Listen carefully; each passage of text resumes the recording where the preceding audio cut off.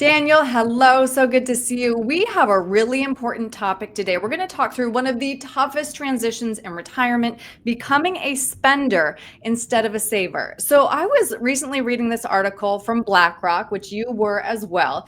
We basically found that 1/3 of retirees are comfortable. Only 1/3 are comfortable spending their retirement money. Most would rather live off Social Security, pensions, or income from part time work rather than spend down their nest egg. So, of course, Daniel, you and I have spent hours talking about retirees' number one fear, which is outliving their money, but we haven't really touched on the other side of that coin. Don't hoard your money and compromise your quality of life. So, how do you help people transition from being savers to spenders? I think it's important, first of all, to make them feel okay Yeah. about feeling that way. That's completely natural to feel uncomfortable now starting to take the money I've spent all these years, sometimes decades, Yeah. to generate a paycheck. So that's completely natural. So making people feel it's okay to feel that way. Secondly, is finding out what's important to them. What do they want to do in retirement? What's the bucket list?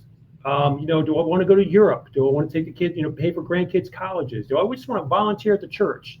Yeah.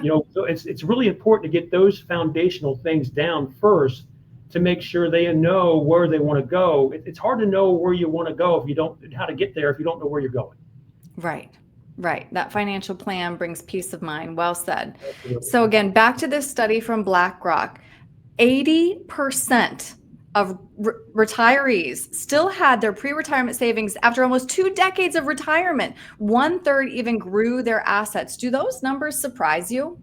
No, not in the Mm. least. It actually sounds kind of low to me. I read a study recently with Allianz did a survey of people 60 and over, and what they found was 63% of people over the age of 60 are more afraid of running out of money than dying. Than dying. Wow. I mean, that's a big one. I think there's a lot of factors in that. I think one of it, again, the confidence of where they are financially. Changing those gears are not easy.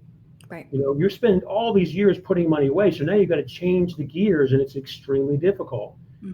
Whether it's an individual who's been a do-it-yourselfer, he's got a spreadsheet, he's been able to put assets away and dollar cost averaging, and now he's in retirement, and there's zero experience with that on how to transition from working to retiring to create that income plan, right? So Hmm. that's maybe one of the things. Maybe they already have a financial advisor, which is great.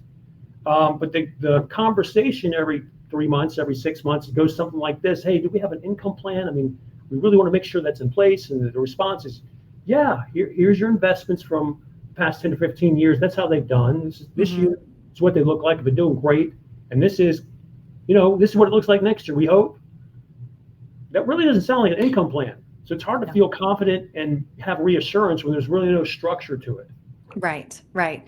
Which is why you have an action plan to help people feel more comfortable spending their money. So, step number one, before retiring, keep track of spending and figure out how those expenses might change in retirement.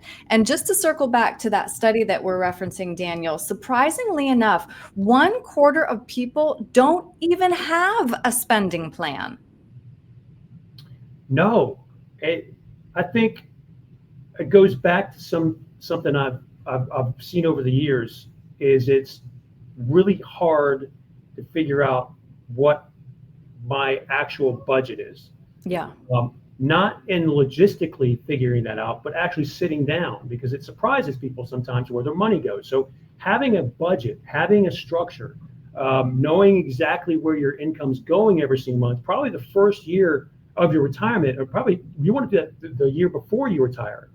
And then the first year you're in retirement is what you'll know what you actually need in retirement. So we send our clients a spreadsheet for a budget, not so that we can keep them on cutting coupons or pension pennies, but more Right. of, we want to be able to build that bucket list the bucket list assets that we spend, because if I don't know what your monthly needs are, how can I build a cushion above that? So that's the foundation on that action plan.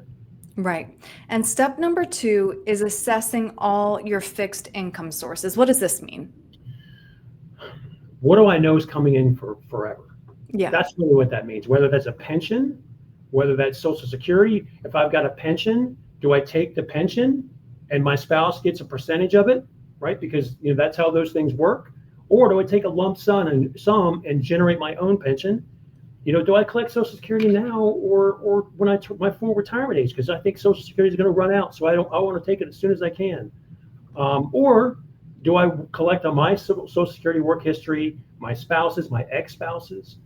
Do I take my IRA cash that I've got? I start utilizing that to buy a higher Social Security that grows by 8% every single year as I wait. So these are a lot of the questions you want to try to get answered before you pull a trigger. Right, right. And so when you have completed step 1 and 2, the difference between those expenses and the income, that is known as the retirement gap. And then whatever that difference is, you help people bridge the gap. How do you do that? Information, knowledge, what's important. So if I know what's Yeah. important, where they're going, I know what kind of expenditures they're going to need, it's easier to fill the gap. So I can find out, okay, what do we need every single year? What are the big items we're working for? But there's, and it depends. There's not a one size fits all type of plan.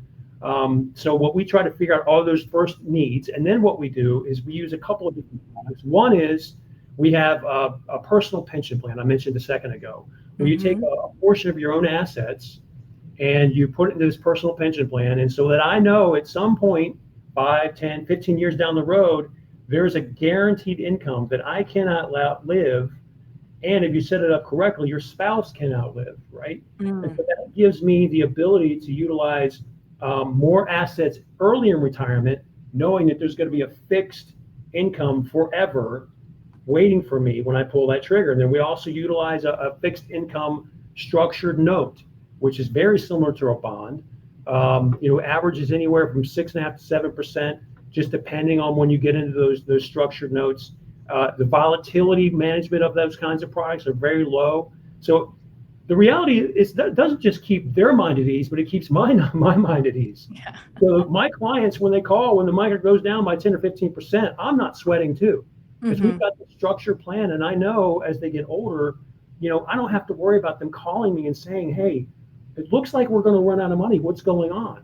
So I have the confidence that I can continue to guide them through that process and feel confident and when having those conversations with themselves and their families. Right. Well said. Absolutely. We work so hard to build up that nest egg. It's only right that we feel comfortable spending it down when we are in that hard-earned retirement. So Daniel, talking through this action plan was very helpful, but if somebody's feeling like maybe they would like your help sitting down, creating that plan, creating that sustainable income in retirement, what's the best way to reach you? You can reach us at aprfinancialgroup.com. That's our website. Also, our phone number at our office is 704-564-7060. Call, schedule time for a phone call, come into our office, whatever you feel comfortable doing. Our job is to try to be of service. There's no salesy kind of process. I like to build relationships with people and find out what's important to them, and then see if it's a good fit. If it's not a good fit, that's okay. But at least you're able to have some knowledge that you're on the right track and the path you're on is one you can feel confident about. Right, exactly. Always comes back to peace of mind. Daniel, thank you so much for your time today. Erin, thanks so much for yours. Have a wonderful day. You too.